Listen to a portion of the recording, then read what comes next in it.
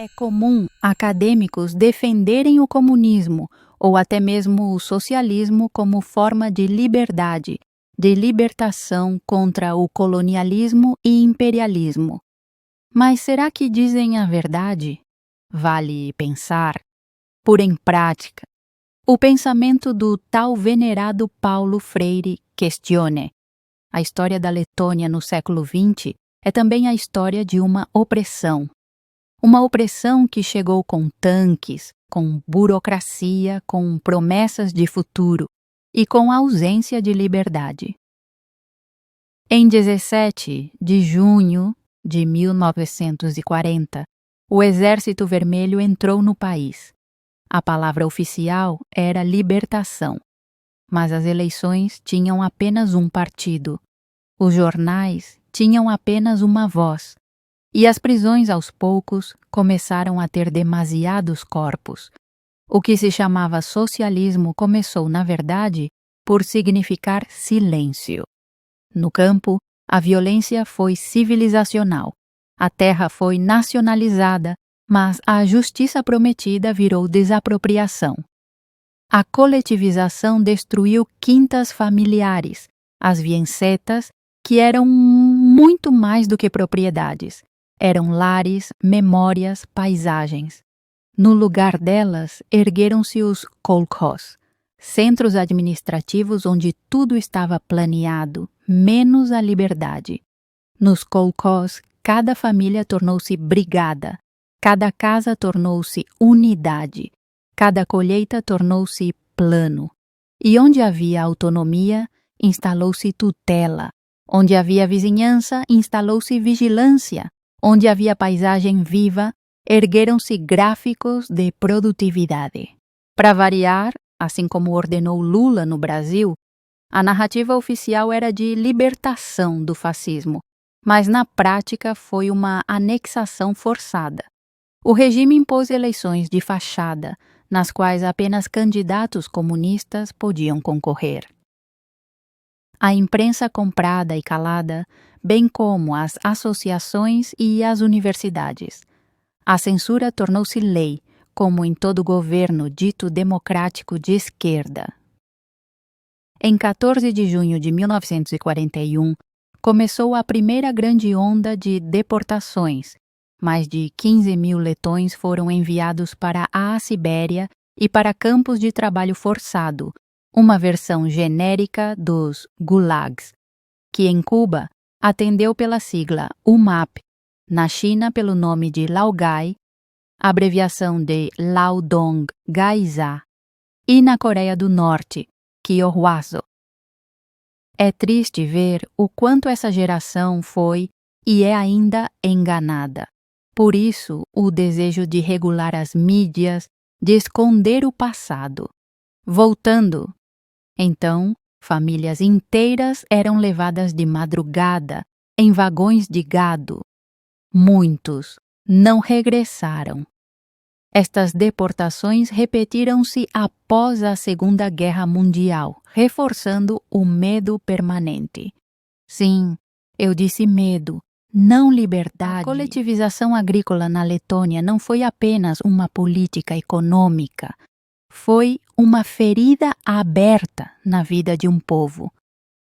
As propriedades, que durante séculos tinham passado de pais para filhos, foram arrancadas em nome de uma promessa distante. O Estado tomou conta da terra, do gado, das colheitas. Os camponeses deixaram de ser donos daquilo que semeavam, tornaram-se apenas peças numa engrenagem. As viensetas, quintas familiares espalhadas pelo campo letão, eram mais do que casas de madeira e celeiros. Eram memórias, eram o lugar onde se cantava, onde se guardava a língua e a tradição. Quando foram destruídas, não desapareceu apenas um modelo agrícola, desapareceu uma forma de estar no mundo. Nos kolkhoz, tudo tinha um número, tudo tinha um plano. Cada família transformada em brigada, cada semente transformada em estatística. Onde antes havia liberdade para decidir quando semear, quando colher, passou a existir apenas a Ordem de Moscovo. E atrás dos números vieram também os medos. Quem resistia podia ser marcado como inimigo do povo e levado, de noite, nos vagões que partiam para a Sibéria. Nas aldeias, a solidariedade deu lugar à desconfiança. O vizinho podia ser o delator, o colega de campo podia ser o informador. Assim, o que parecia ser apenas uma política agrícola foi, na verdade, um projeto de submissão. A terra foi arrancada, mas com ela também a autonomia, a confiança e a própria identidade. Moscovo incentivou a migração de russos para a Letônia, alterando o equilíbrio demográfico. A língua russa tornou-se obrigatória na administração, no ensino e nos media. A cultura letã foi marginalizada, sobrevivendo muitas vezes apenas no espaço familiar e clandestino. Nos anos 40 e 50, guerrilheiros conhecidos como Irmãos da Floresta resistiram nas zonas rurais contra o domínio soviético. Mesmo reprimida, a identidade nacional sobreviveu, na música, na literatura e no folclore. Este espírito culminou na Revolução Cantada dos anos 80, um movimento pacífico que levou à independência em 1091. Seria bom se fosse verdade, mas os comunistas continuaram com as invasões. Posso explicar? O caminho para a independência. Em 1988, surgiu o Frente Popular da Letônia, movimento pacífico que exigia mais autonomia e depois independência.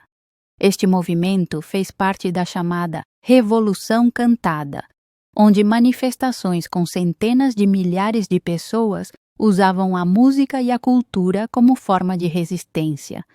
Mas os comunistas continuaram. Em 23 de agosto de 1989, ocorreu a famosa Via Báltica.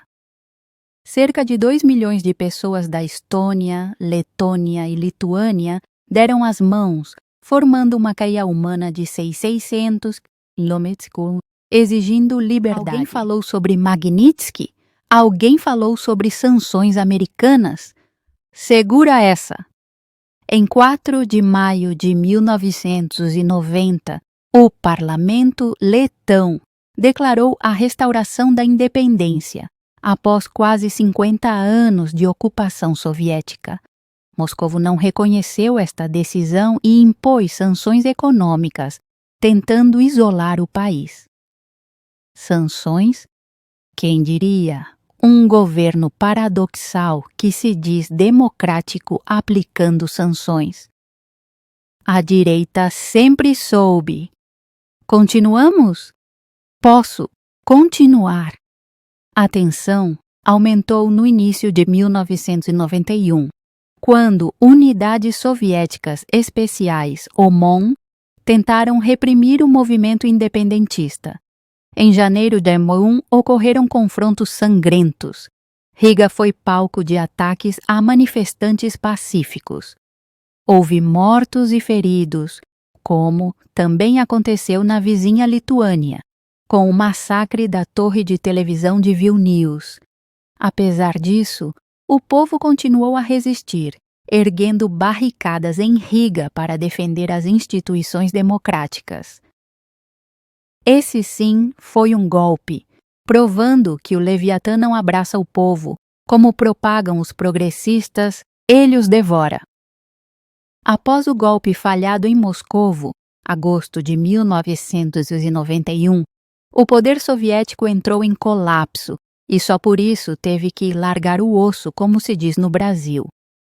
Em 21 de agosto de 1991, a Letônia declarou-se finalmente independente e desta vez foi reconhecida internacionalmente.